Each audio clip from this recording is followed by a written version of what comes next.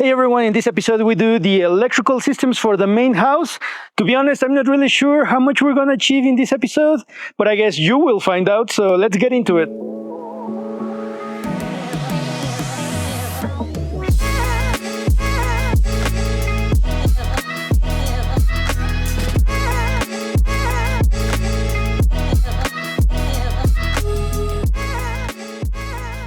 If you've seen some of our previous electrical episodes, you might know that we need to have a switch disconnect attached to the main property, to the main structure, that is the house. And our dreams initially were to run the conduit directly onto the mechanical room and not have to have that monstrosity attached to the house. But unfortunately, that doesn't pass code. So that's why you see me here with a trench machine, basically making a hole so that we can intercept the conduit going into the mechanical room, come around, attach to the switch disconnect monstrosity, and then come back into the house. So yeah, let's get to work, I guess.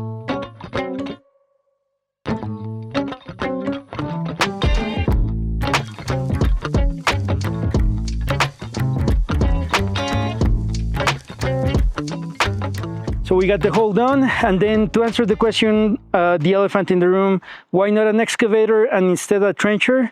We actually tried to get an excavator, but they didn't want to rent it to us because our pickup might not be able to pull, well, it cannot pull 10,000 pounds, it can only pull up to 7,700 pounds. So that's the reason why, but at least we got it done.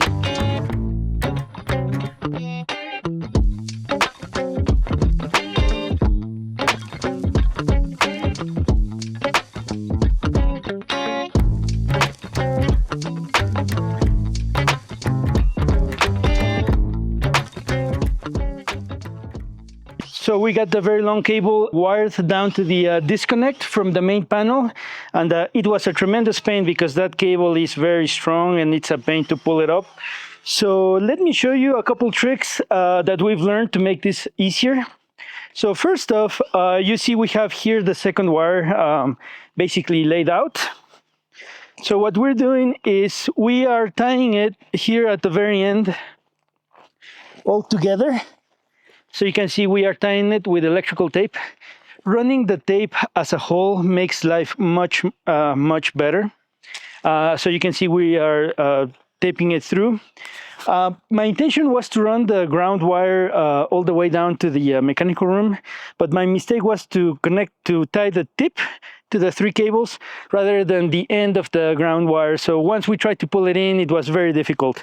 So my suggestion is put the wires that you want to have end in your end location, in our case the mechanical room, at the very front. So follow me like it is happening here.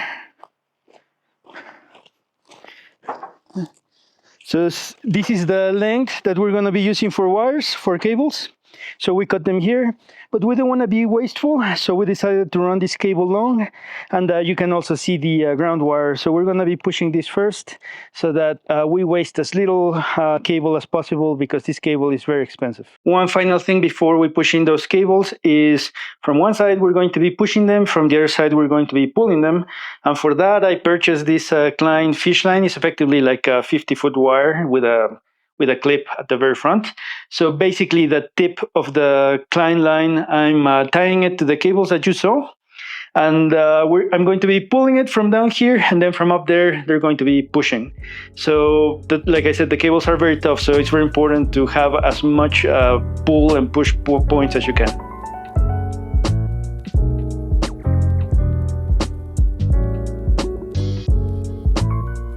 As you can see, we're covering the hole back there, so that's great news. That means the inspector came, they took a look at it, and it looks fine. A little bit of background on this: we had the two panels, if you saw our previous episode, and we had an inspection on that, and then we had a correction, and then we had a different inspector come back, look at that particular correction, and it was fine. But that particular inspector didn't take a look at everything else, because we actually ended up doing everything new. So fortunately, this time around, we got the first inspector here, and he got another look at everything, and he gave us some feedback and corrections. So anyway, that's it. Let's talk about these corrections real quick. First, the meter panel. Even though we purchased this panel, it actually, you could say it belongs to the electric company. You can see they lock it and all that stuff. And the mistake I made, and I'm not sure how I didn't catch it necessarily, is we did the bonding, the ground bonding here in the panel. We cannot do that. We have to do it in our panels. So basically, this is our panel. This is the electric company panel, even though it belongs to me.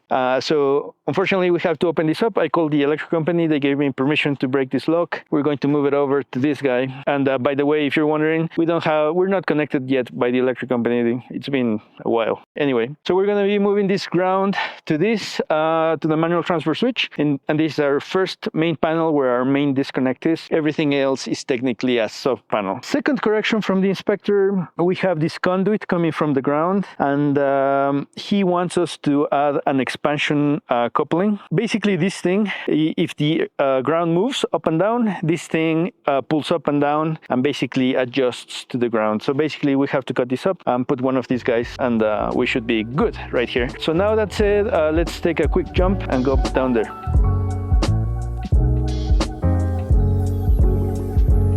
So here's our switch disconnect attached to the house. So basically we have to make the same corrections here with the expansion coupling. We have to basically insert this into both of these at some location. So the bad news is we have to unhook everything and remove the cables and do this. Another thing is actually I wanted to show you this. This is basically from me. We decided to do this lockout tagout because these lockout tagouts are for safety purposes. So as you can see, I have locked out the switch, so it's not possible to turn it on, and that's because we have live wires down there, although we don't have electricity yet. So I think overall this is a great idea, and I have the key to this lock so nobody can actually remove it and turn this on by accident if we were to have power. That's not required by the inspector, but I suggest it's a good idea to have. And then the final correction that we got from the inspector is related to the ground, I guess ground bonding to the chassis of the disconnect. As you can see here, we attached it using the screw that also attaches the panel to the wall. And by code, we're not allowed to do that. So we just have to move this over. That screw needs to be standalone for attaching the panel to the wall. And then we'll move this over, probably put it in here. And then this little plate for the ground bonding to the panel needs to have its own little screw. That said, we also got amazing news from the inspector, and that is if we put our main panel downstairs and put a breaker and an outlet, we can get our inspection passed for the permanent power and not the temporary power. And that's incredible news because that means we can remove a lot of that nonsense going on over there. And well, we haven't gotten it. So anyway, let's take care of that, and we should be making good progress.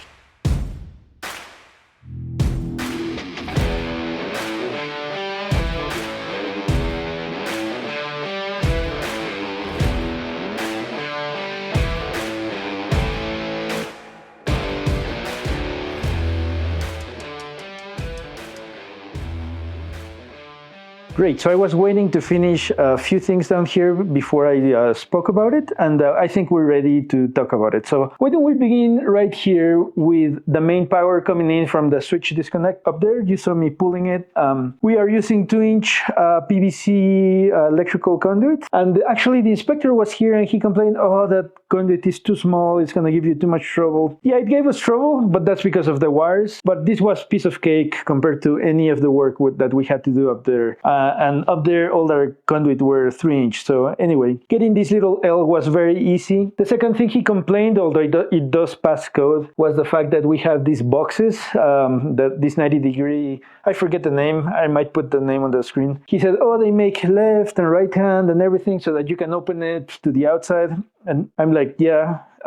The problem is, like, when I went to the store, they only had right hands or left hands, and I didn't want to wait like 5-6 days to get the right hand and the left hand, so I ended up getting these ones, and in my opinion, it looks fine. So anyway, that's why you see this way. And by the way, we're going to be painting this conduit white once most everything is done before we stop damaging by installing stuff. And then finally, the one thing I've learned about electrical code is that you must protect every single cable as if it was going to be broken or touched by a little child. And in this case, we had a little hole right here for the drywall, and we actually ended up putting a little bit of drywall right here to make sure that the incoming cables were not visible at all. So this was requested by the inspector, so we took care of that. So now let's talk about the panel. Why don't we begin with the fact that the panel is white and it looks amazing. It's not that rat gray that's horrible. So that's the very first thing that makes me very, very happy about it. And then secondly, one of the requirements I wanted to do was to have a smart panel. And I looked around. There are 3 companies mainly. And I started by looking at Span because it's very popular, at least on social media. So I went to their website and they made me fill this form and say, okay, yeah, we'll contact you, I guess, whenever. And at least they give you the price. The price for the smart panel is $3,500 and they'll contact you whenever. So then 1 week, 2 weeks, they didn't contact me. So I went back, I filled the form again. 1 week, 2 weeks, 3 weeks, they never contacted me. I went on social media, I contacted them through there and they never contacted me back. So I said, you know what, these guys are going to be a pain to work with, and the panel by itself is like $3,500, which is a lot of money for a panel, so forget about it. So then I went to the other company that we saw at the build show, that's Schneider Electric or Square D, and they make another equivalent nice white panel. Their solution is not as elegant as this particular one that I'll be talking about in a moment, and they were similar to Span actually, except they don't even give you the price. So you go to their website, you don't know how much it costs, and they say, okay, you need to contact me, and then we'll get back to you eventually. The fact is they never got back to me, so it's like, you know what, I gotta find another solution. I looked around, and then I found this panel. This panel is from Leviton, and to be honest, I love anything that's Leviton, the switches, the dimmers, everything looks really cool. And then I looked at their solution, and it's pretty awesome. So first off, I don't need to contact anybody with Leviton. I got this panel from Amazon for $200, not $3,500, and their smarts come from the breakers, not from the panel itself. So that makes a difference. But first, let me talk about some of the other benefits that it has, let's say. This little box that you see right here, this basically has an ammeter that connects to both lines right here, and it measures the current, so it gives you the total power input or output of the house. Secondly, you can see here we have a surge protector that's integrated. Square D has equivalent breakers to this one, so I love these guys because they're not intrusive, they look nice and everything, so perfect. But really the beauty about the intelligent panels are that the intelligence is in the breaker itself, not in the panel. So what that means is, for example, right here in the mechanical room, we have a circuit right here that it's going to be barely ever used. I mean, you might come down, install some new equipment or test something, whatever, but this might be like once every 6 months or whatever. So I don't really need to know how much this circuit is consuming, because nothing is going to be plugged into it for like 6 months or once every blue moon or something. So for that particular kind of circuit, I don't need to have intelligence on the breaker. And if I don't have intelligence on the breaker, I don't need to pay extra for that intelligence. And that's the beauty about this panel, is that you can buy intelligent breakers for what you care about and dumb breakers for what you don't. And I did the math on this panel, and if I were to choose all 40 breakers to be intelligent, they would be about $3,500, which is about as much as the Span panel costs. So if you start to choose which ones you want intelligent or not, you actually end up saving a little bit of money. Next, let's talk about this ground craziness that's going on. You see 2 cables here. Let me explain how I had it first, and then why I had to make this correction. Why don't we begin first with the code? I believe the code says that you must connect from the switch disconnect, and then connect to the UFER, then to the water line if it's a copper, and then to the main panel. That's what the code says, I believe, except one thing. This is not a main panel, this is a sub panel. So let's talk about how I had it connected. So we have our cable coming in from the switch disconnect up there. Our main panel is the one structure that we have out there. I had the ground connected directly to the panel, and then I had a ground going down to the UFER and then to the water line. The inspector didn't like that because of what I just mentioned that the code says, so he made me effectively make the change where we come in a single copper wire all the way down here to the UFER that you see right here. We had this designed when the foundation was made, so this is a very nice little design that we have. And then from here we come in continuously down all the way around. We attach to the copper line right there, which is the water line that we have from the city. Next, that same cable then goes all the way back around and then connects to the main panel. So the reason I don't think it makes a difference, I'm actually an electrical engineer, but like I said, it doesn't matter. What matters is what the inspector says, is because electricity does not flow like water. It flows on an electric field. I know in school we learn as if it were to flow in water. But the fact is, these two cables, if electricity needs to run somewhere, it's going to jump the gap through the electric field and then effectively create a short, basically making all of the rest one single cable. And by the way, I'm making sure that these two cables don't touch, but that's effectively the change that I had to make. Please let me know your thoughts. I'd love to hear them. And with that, why don't we talk finally about this EMT, and we'll be done with this area. Okay, so these are the EMTs, this EMT tubing, and they are made out of metal. So a couple of things that are interesting about EMTs, they are meant to be used in wet areas. So effectively, this is a mechanical room. It could potentially be wet because we're going to have heaters and all that stuff. So that's why we have EMT here. You could probably use it on garages, or you've probably seen it. So that's basically what it means, wet areas. The second interesting thing about EMTs, these metal conduits, is that you cannot run Romex inside of them. So Romex are the ones that you run with the PVC sheeting. The way that you need to run this, in our case, we're using number 12 gauge because these are 20 amp outlets. We run a hot and a neutral in individual wires, and then the EMT itself, since it's made out of metal, we have to make sure that the connection right here has a good contact because this is going to be our ground. And then here inside of the box, it has a little screw that you basically grab a piece of ground wire like this one, and then attach it to the outlet, and then attach it to the box itself. And by the way, these boxes, even though they look white, they are not plastic, they are made out of metal as well. So those are the two things that you need to remember about EMTs. No Romex inside of it. You don't need to run ground inside of it because they are the ground itself. You need to make sure that they do make a proper connection here physically to the outlet and then to the main panel. With that, we're ready to continue.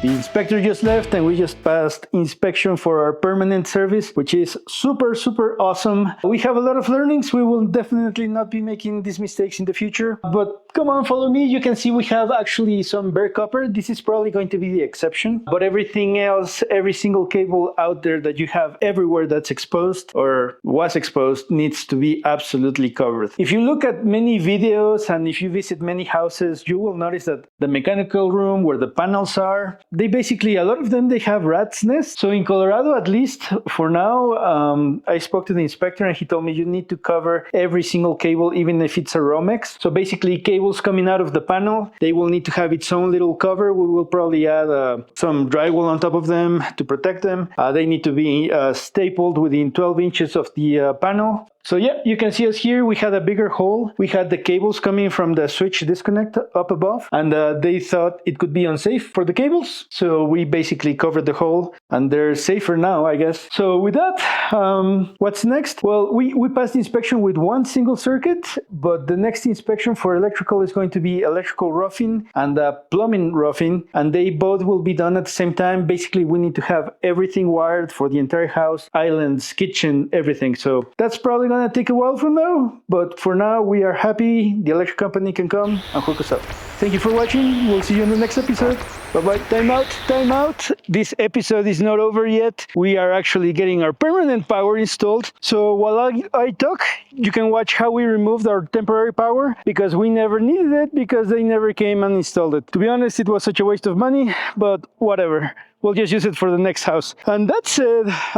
Today, the electric company was here. They hooked us up to the transformer finally. It's been for ever since we've been waiting for this. And we are effectively ready to start testing this. I got my safety gloves just in case I get electrocuted. Hopefully not. This can withstand thousands of volts. But first, check this out. We will never see this again. 0, 0, 0, 0, 0. That means we have not turned on power. And actually, if something happens, you will see it. Well, hopefully Marcela will send the video to edit because I might not be here. Anyway, that said, let's turn on the main switch.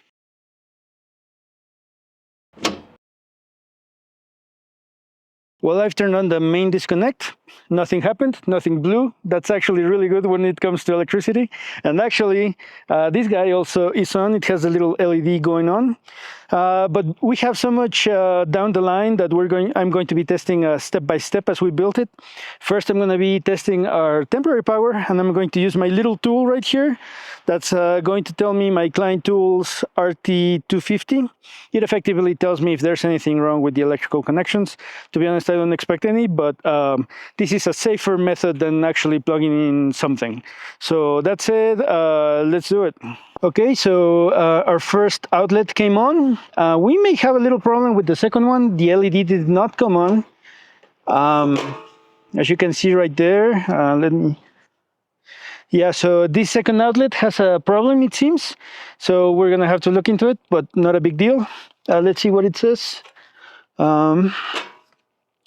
It says open ground neutral. And then it says 30 volts. So, yep, we're gonna have to open this, figure out what's going on with this guy, but at least it's not shorting or whatever. So anyway, let's power this off. And let's go to the main switch disconnect. It's finally time to remove the lockout tagout because it should be safe enough to turn it on, and nobody else is working here, so we're ready to test this out. All right, so here we go. Let's turn it on for the first time. No sparks at least, so that means it's good. These two breakers actually are green. This one is saying that there's some kind of ground fault.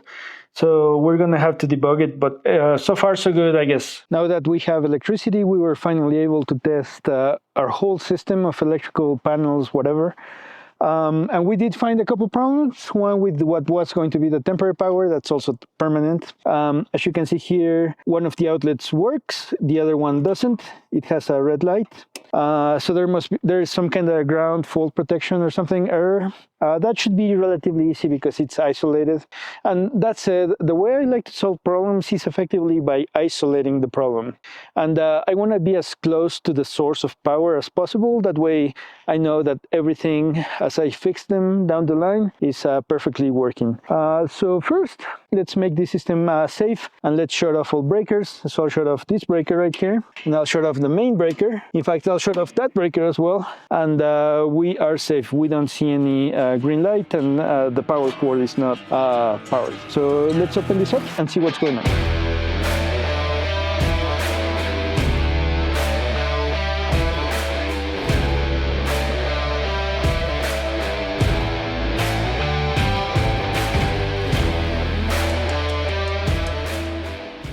Very well, so I have fixed it once. That cable, the neutral cable, was very loose on that particular connector, so I have fixed that. And then I have reset the GFCI on the outlet, and it is now working. So let me put this cover back on, and then I'll show you.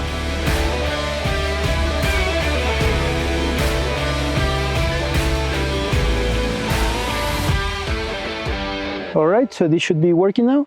Let's power it on. Let's turn on its breaker. First one, green, and that was working already. Second one, green, and that is working as well. Real quick on this panel, we actually purchased this panel off the shelf. So two problems we've had. This guy didn't work. Maybe it's the time, who knows. Anyway, this one didn't work. And this bigger outlet didn't pass code. So the big lesson out of this is, even if you buy it off the shelf, don't expect it to work or pass code. Just make sure that it verifies it. So with that, we have one problem solved. We have another one inside, so let's go inside and fix it up. All right, so we have solved now the first problem, and now we are here at the second problem at the main panel, as you can see. So now we know that everything upstream from this panel is working, the switch disconnect, the transfer switch, everything. So now we just have to solve this particular circuit that's saying that there's some kind of ground fault issue. We have 6 different panels, 6 different outlets, 1, 2, 3, 4, 5, 6. And it could really be any of them that are causing the problem. And like I said up there, the way I like to solve problems is by isolating them. We have these junction boxes in here, And so I'm going to open them. And the beauty is that I have them connected through Wago connectors, so it should be really easy to pull them. And my plan is effectively to disconnect the rest of the circuits and start kind of debugging one at a time. I like to show you this because, I mean, nobody's perfect, and you learn more from mistakes and fixing problems and just showing that everything is perfect, right? So let's do it. Okay, my first step was to disconnect this outlet completely just to verify that there aren't any issues with the box. As you can see, we have the Wagos, we have the two neutral and hot over there, and it is not causing any issues. And that's kind of to be expected, but it's important to make sure of these kind of things. It doesn't really take that much time. So now that we know that's working, let's plug that back in and disconnect the next outlet. Second step in the debug process, I have unplugged the second outlet, and I am currently testing the first outlet, and as you can see, it is looking good, it is working. So that guy is not the problem, so let's move on to the next one. Third outlet unplugged, we have powered back on, it is also working. And by the way, if it's not obvious, every time I open one of those junction boxes, disconnect the cables, I do turn off all the breakers and all that stuff to make sure that everything is safe. And by the way, these Wago connectors, they're super awesome, I would say, because you can just as easily unplug them, you know the circuit is fine, and then just as easily plug them back in, and the cables remain pristine, completely undamaged. So let's continue debugging. I just opened the fourth junction box to test the third outlet, and I realized that some of these Wago levers were not fully pressed in. So that could be the problem. And by the way, the third outlet is working. So what I'm going to do now, potentially that being the problem, I'm going to put this back together, and then I'm going to test all of the circuits again before I continue, because that could have easily been the problem. So let's test it out. And now that I mentioned that, that could be a problem with these Wago connectors. As you press them in, they could become disconnected. So anyway, let's find out. Well, that was not the problem. So let's carry on. Fourth outlet looking good. So let's carry on. Like I said, Murphy's Law. So I've unplugged the last outlet, and it seems to be this guy, the second to last outlet. We are having the problem right here. So let's find out what's going on. All right, I think I found the culprit. Is this particular outlet I was mentioning, and I have found actually two problems. First, I don't know if you've noticed that I'm not the one doing the work typically. I do some of the work, but I have one of my guys, he's very good, he knows about electricity. I coach him on it, and he's the one typically doing the work, but I noticed the way that he's connecting these cables is not something I like or I approve, and so I'm gonna mention it to him, and I'm glad that we got this on the first circuit. So the first mistake that I'm mentioning is he's plugging in the cables through the holes of the back of the outlet, and that's typically frowned upon because when you have current and these cables heat up, that plastic is possibly going to melt, and then you might get the fire or whatever. The typical way I like to connect this is by connecting directly to the screws. That way the screws and the metal can dissipate some of that heat when these events happen. Of course, the outlets themselves are designed to withstand those situations, but I think overall it is better to connect directly to the screw. And all that said, my guy is great. I'm gonna talk to him, and I never told him that he needed to connect to the screws, so it's my fault. So that said, the second problem I found is, I don't know if you can see, it's probably going to be hard to tell, is there's a little bit of copper exposed right here. And this ground cable was being pressed against the neutral because we put electrical tape around the outlets when we have screws. My guess is that's what was causing bonding the ground to the neutral, and that was causing us a problem. Because as soon as I removed this, everything started working. So I'm going to put this back together the right way through the screw, and then we'll make sure that every single circuit into the future is working correctly and connected correctly. Okay, so there it is, the fix. I can get the point of why he did it the other way, because it's number 10 strand wire, and it was a tremendous pain to get it going, but we have it going. So I'm now gonna put some tape all around it and then assemble everything back, and hopefully we should be back in business. I have now reassembled everything. We are now fully operational, connected, taped, and everything. And as you can see, I can plug in my little Klein tool thingy, and it's fully working. So that was super fun. I hope you enjoyed the debug session. It's actually the first time we do this. As you can see over here, the breaker is not tripping anymore. So that's super exciting. That means the entire system of electricity is now working. So we have tons more electricity to do. This is just the first circuit of many. But yeah, I hope you enjoyed it. Please consider liking and subscribing, and we'll see you on the next one.